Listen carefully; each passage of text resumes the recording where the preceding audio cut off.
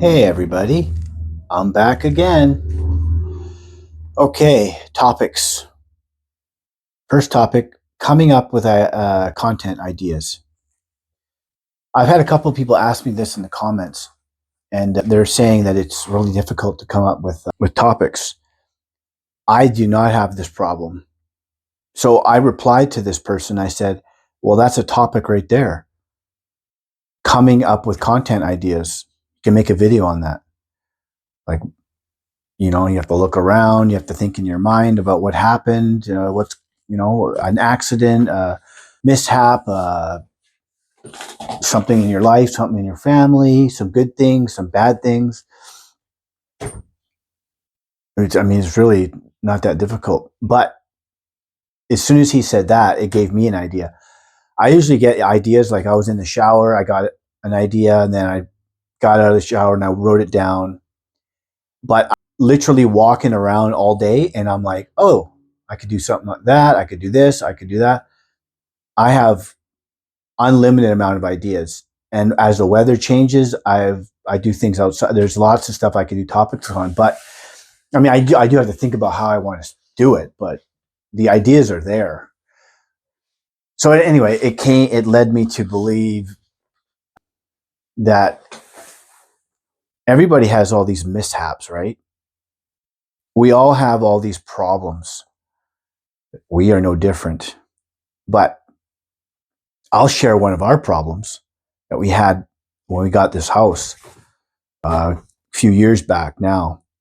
But yeah, the story of when our house flooded. It was not a good experience. And I used to work in flood and wind and fire, like remediation, when they come and rip out all the insulation and suck up all the water. Like I did that when I was in my mid 20s. I was 25, actually. I remember it was 2005. I worked for them I remember it was probably like a year. I remember doing this fire in this attic of this house, and it was middle of summer, and I'm up in the attic wearing one of those suits to protect you with a full hood and face shield and all this stuff. It was so hot. It was already hot, like being outside. Now imagine being up in an attic that's got no windows or anything. I quit. It was terrible. I was like, I'm doing this for $11 an hour. It was not fun. But before that, I met a lot of nice guys there. We used to party all the time, and it was an okay job until I had to experience that. But anyway, the reason for that is because it plays into our flood. It was December 2022. We've been in the house for 6 months or something. But a neighbor did tell us when we bought the house, he's like, hey man, listen, I saw the guy ripping up some pipes in the back after they sold the house to you guys. So I'm not sure what he was doing, but this guy is kind of like, Mr. Half-ass. So might want to check the drainage though, because the house is, he didn't tell me, like, because we just moved in. So I don't think he wanted to tell me, like, listen, this house is flooded a bunch of times. But he ended up, once I got to know him, he told me. And then obviously after, I was already trying to address, there was sitting water around the property. So I already knew that there was something wrong with the drainage. And I was trying to address it, but it was in December. It was like November, December, and the ground was frozen. So I already knew about it, but I just couldn't dig down because it was frozen. But so anyway, we were going to find out what was happening. And this is the thing when people just don't take care of their properties and then they sell it and they don't disclose it. I do remember when we bought the house though, the guy was still here moving out. Like he was supposed to have been out long ago. He had months to get out and he was still taking off pictures off the walls when we moved in. The fridge was full of meat that was rotting because it was unplugged and they were kind of living in another location. So it was dirty. There was pee all over the toilet. It was just and of course we left our house that we sold showroom, shine, clean, ready to go. Everything was taken care of. I made sure everything was spotless. We literally were cleaning our footsteps till we got to the door and had little booties on. Like, yeah, people do not treat you the same. That's all I'll say about that. But what happened was, it was December. I think it was December, like the 16th or 12th or something like that. We had a massive snowfall, like 25, 30 centimeters, maybe more. And then we had a massive rainstorm when it got warmer. All the snow melted. The drainage got plugged with, well, I'll tell you that story in a bit. It just got overwhelmed, but it got overwhelmed because the drainage was plugged, and that's why there was sitting water, which I'll tell you later. So anyway, I woke up, and we are new to septics. We never had septic. We were in the city in on the mainland. We moved to an island, Vancouver Island. Oh, by the way, my name is Colin. I keep forgetting to tell that to people. So anyway, we moved to Vancouver Island. There's a lot of septic systems here. It's primarily septic systems. So we were kind of new to that. I know, how it works, but I wasn't used to the sounds really. And I woke up at around 5 something in the morning to this pump sound. And I already knew the sound. It would turn on like periodically during the day, like, every half hour, every hour, and it clears the tank. And in this house, there was a tank in the house. So the sewage would go into the house in the basement, and then the gray water, your sink water, your shower water, all goes into this tank because the house is lower than the septic tank. So it had to come into one tank, then it had to be pumped out into the tanks in the yard, which is the stupidest thing you could do. We did fix that. Big bucks. So we had this stinky like septic thing in one of the rooms in the downstairs, like we call it the shit room. It's where the hot water tank is, and there's a bunch of pipes in there, and then there's this septic thing. It was in there, and it was a door. You shut the door, you open it, you could smell poo. It was like these people have been living like this like for like 20 years. They've been in this house and they never fixed it. I mean, that's how they did it back in the days. I don't know. It was a dumb, stupid idea. But anyway, so that was the pump that I heard. It was because the entire downstairs was flooded with 10 inches of water or more. So it got into that tank, and the pump was trying to keep up with it and pumping it all up into our septic tanks. Constantly, it was on. Instead of being on every hour for 30 seconds to drain it, it was on continuously. And that's what woke me up. Came downstairs, and at the time we were working out. We have a little area for our gym stuff, and I went downstairs. I got to the landing, and I just got up, and my dogs were down there playing in the water. And I remember seeing their dog dishes floating with all the laminate flooring floating downstairs. And they were playing in it. And I was like,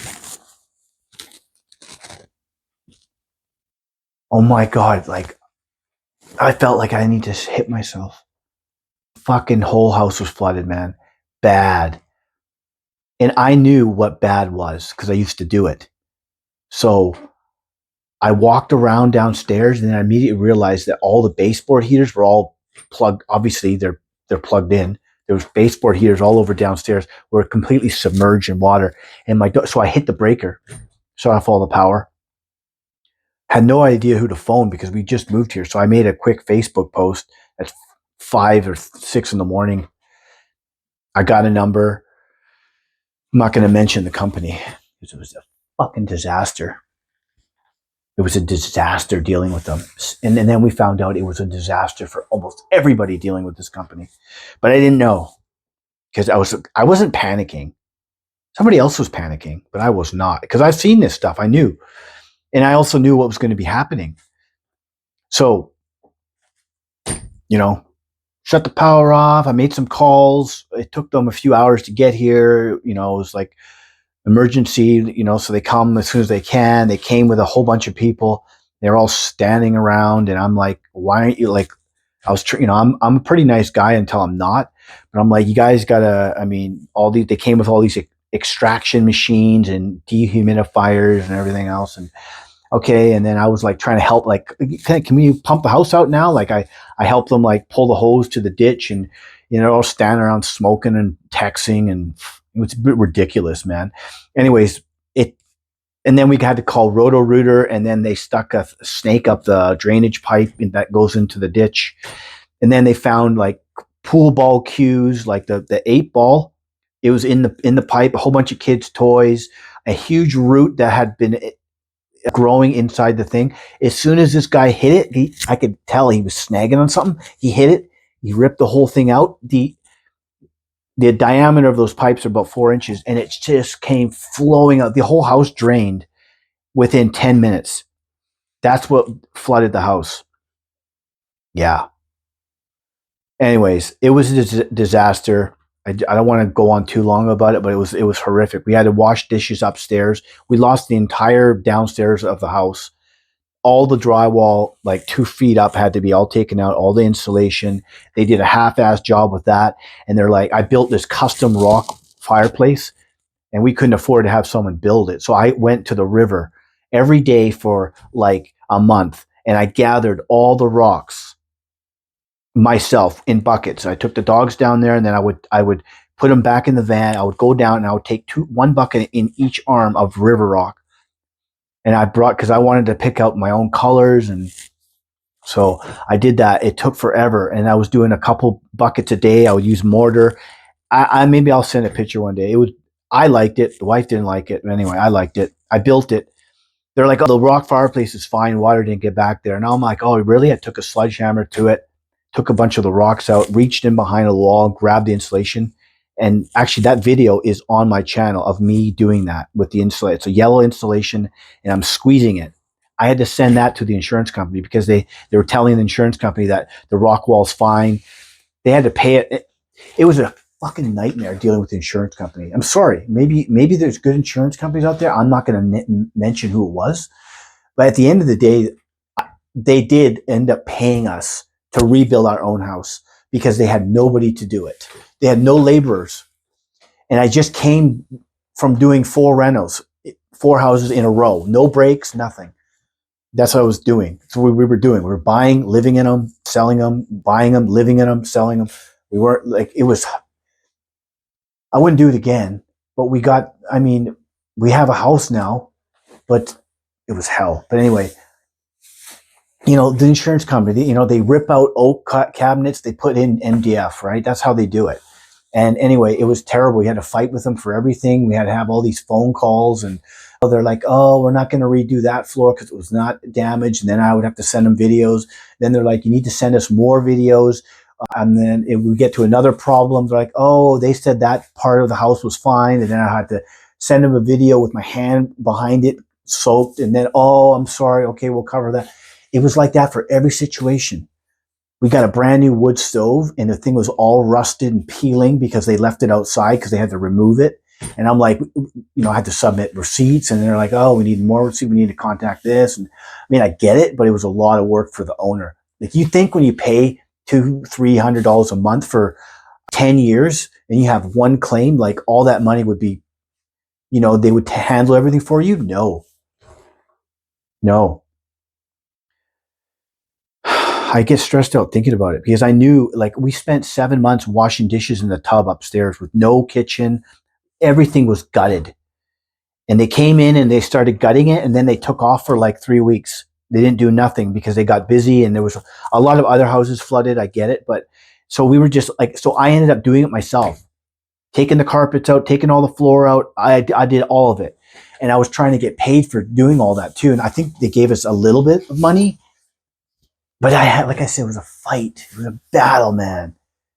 It was a battle, and you had to prove, like, they kind of treat you like a criminal. Anyways, the company, the remediation company that was doing all this got fired because I was sending them all these videos, and we had an adjuster that quit. So we had to deal with somebody brand new. This guy was pretty good though. He was like, you know what, this is not making a lot of sense because you're sending me these videos.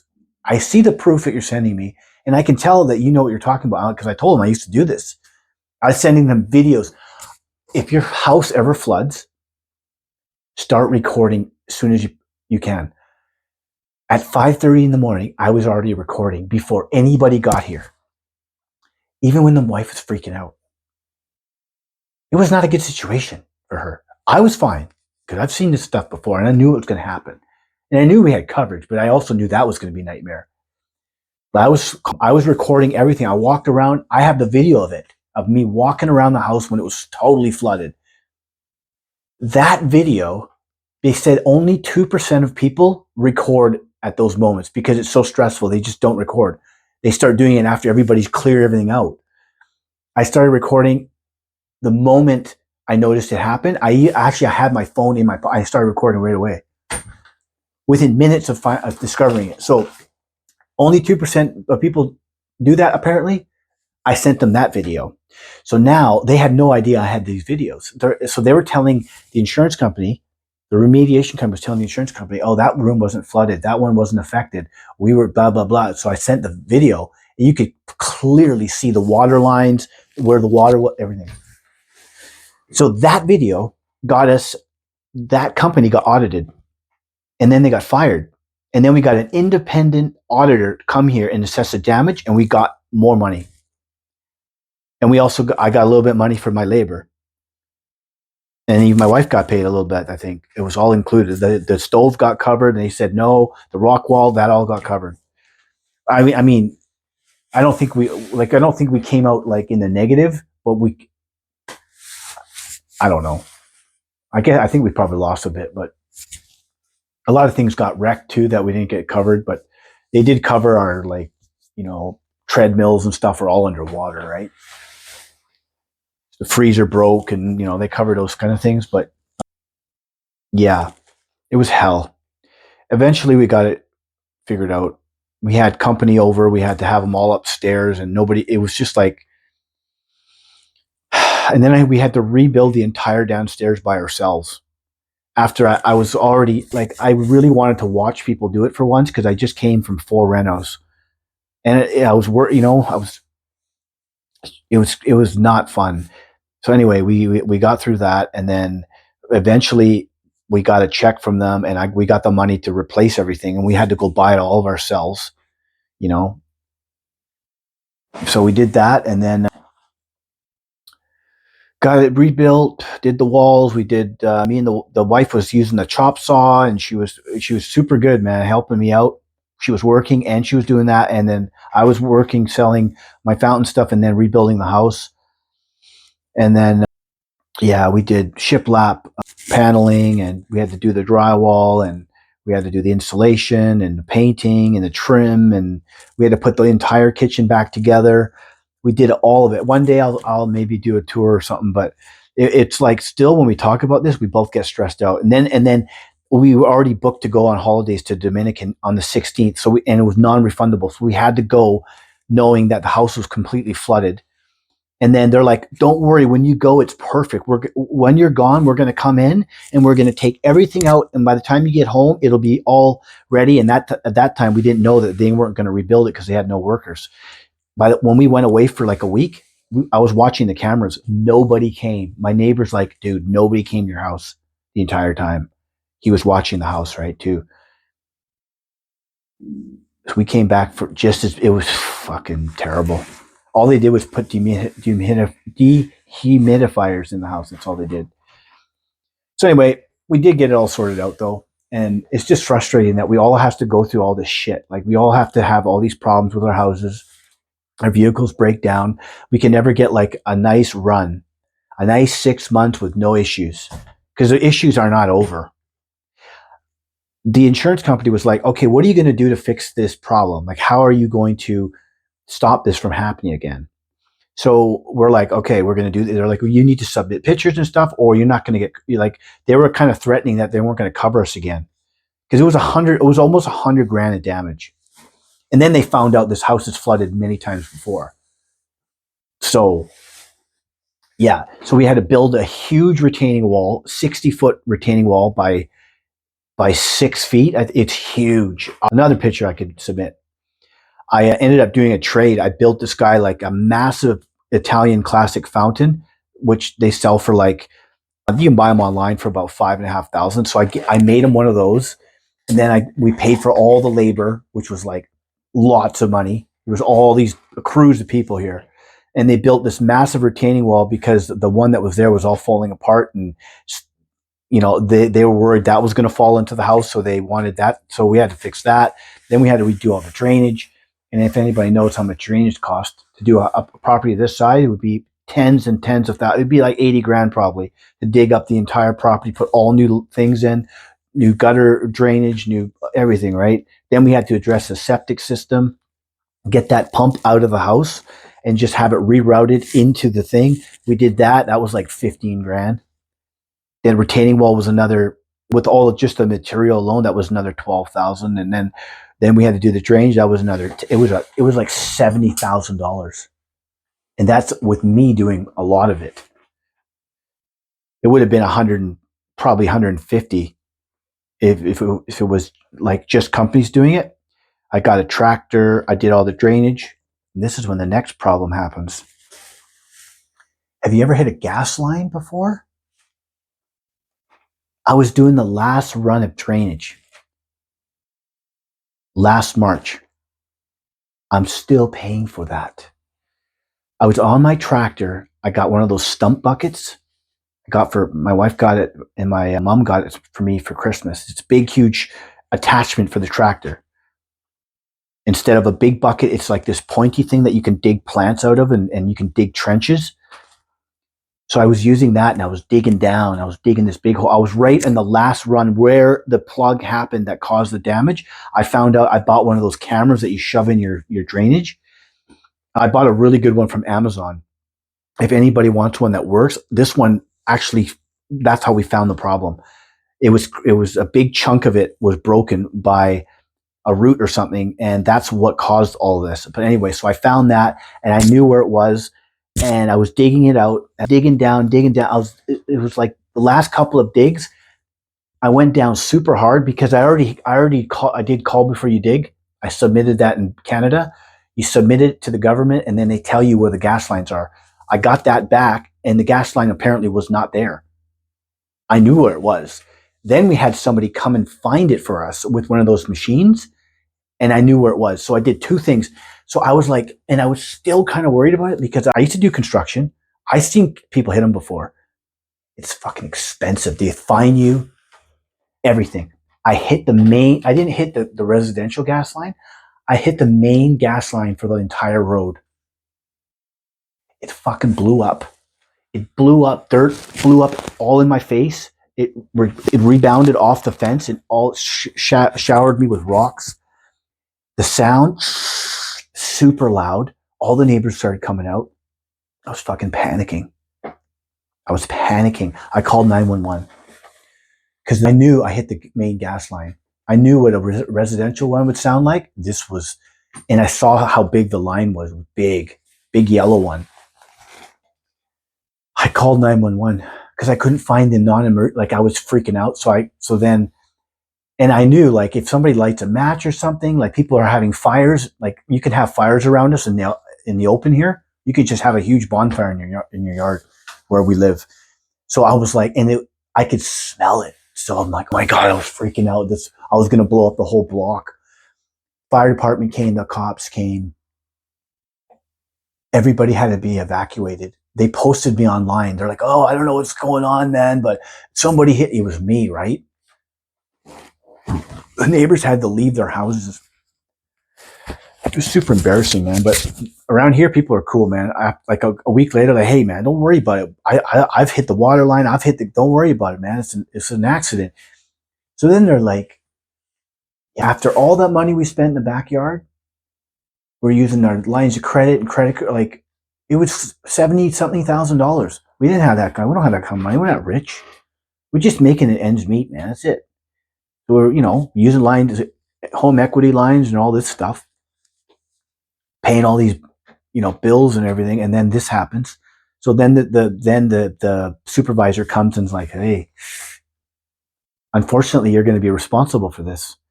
So I'm thinking, I already know how this goes because I've heard and I've seen things like this happen before. Like it's going to be tens of thousands of dollars. There was crews and crews of people here. They were digging up other people's, there was excavators here. There was 2 excavators digging up other people's yards because they had to purge the lines because when I punctured it, they got air into all the lines. So then they had to dig up other locations where there's these relief valves. So they dug up my neighbor's yard, and he's got like the perfect yard. It's so clean. His property is like, it makes me feel like shit. So I'm like, we bought this house and had lots of problems. So I felt kind of bad. He's like, dude, don't worry about it. So they had to dig up his perfect lawn. Like it was like we're digging like a grave site out, like a big square. And he's like, oh, I'll just put, he's super cool. They dug up the other neighbor's yard. So then in my mind, I'm like, this is going to cost a fucking fortune, man. This is going to cost $20,000. There was like 8 people standing around. They had all these trucks, all these emergency trucks for the gas service. They had all these people leaning on shovels all over the place. I'm like, I have to pay for all these people. Then they had to bring in trucks of propane to tap the line and then insert something from the truck to pressurize the line so the entire block could function still, because I blew the main line. So I had to pay for that too. Yeah. About a month later, they phoned me and they said, I thought it was going to be $20,000-$30,000, honestly. This lady's like, yeah, this is for this gas service. And I'm like, I pull over, right? They're like, oh yeah, it's going to be $9,800. And then the phone cut out because we're in our area. It's, you drive a bit and it cuts out. Then she phones me back. Oh my God, I'm sorry. I gave you the wrong estimate. Yours is $6,900. I'm like, okay, that's a lot better than a 20,000. It's a lot better than 10 that she just said. So now I'm like, okay. So then I said, I told him like, but why is there a gas line there? The gas company told me like, yeah, man, just because they say it's here, it could be 2-3 feet off. It's a problem. Back in the day when they built your house and this whole community, they didn't do things exactly. So over time, the metal strand can separate from the gas line, and that's where they can detect where the line is, and it can be all over the place.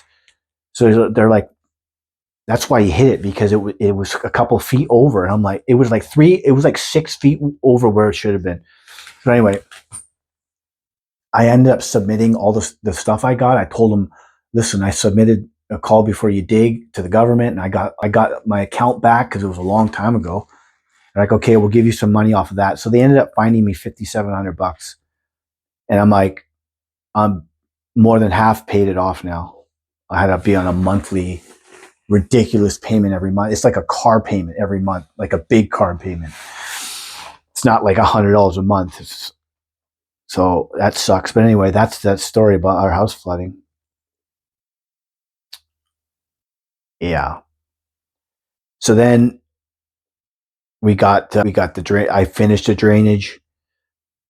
I didn't hit any more gas lines. I fixed everything. We did the retaining wall. We did the drainage. We had companies come with excavators to do a couple more things that I couldn't do with the tractor. Got that done. We put more drainage lines here, there, here. We put, instead of putting one next to the house, we put 2 in a French drain. Then I did another one before that one. Then I did one behind the new retaining wall. The house cannot flood from water again. It's impossible. Because we went way over and saved a lot of money too by me doing a lot of it. But, and then we got one of these, it's by Moen, these AI water detector things. You put it on your main line that comes off from the city. It's about $800, not cheap. But listen to me, it's already shut our water off a few times because it starts to understand your patterns. And then if something happens, it detects pressure changes. It can detect, sometimes I leave the tap on a tiny bit and it's dripping, like a drip every like 10 seconds. This thing sends me a text message. Oh, we have detected a small leak. Please check your system and then retest. I go look around. Sure enough, the tap is on slightly. If I don't answer that text within 5 minutes, they shut the whole thing off. Sometimes my wife has a longer shower than normal, and then I'm doing dishes. It senses something that's off, shuts the water off. It's amazing. If you want to know more about that, ask me and I'll go get the link and stuff. But it is $900. It might have gone up since a year ago, but it will save you. If you're on holidays or something, you can shut your water off. from Mexico. It will detect stuff. You can set how many gallons you want as a goal. It'll turn it off. So it's really good. Anyway, I think that's enough for me today, but I just wanted to say, like, it's hard for all of us, like, to go through life without a problem. It seems like we always have these disasters, and we're no different. And it's like irritating because a lot of time I'm like expecting a disaster. So I'm always like trying to, like, keep the vehicles maintained, watch the property, like, you just waking up to go to the gym, but next thing you know, you're 10 inches of water in the house, and your whole fucking 8 months of your life changes. It wasn't good, man. Anyways, thank you for watching. This video is a long one, and I'll be back later.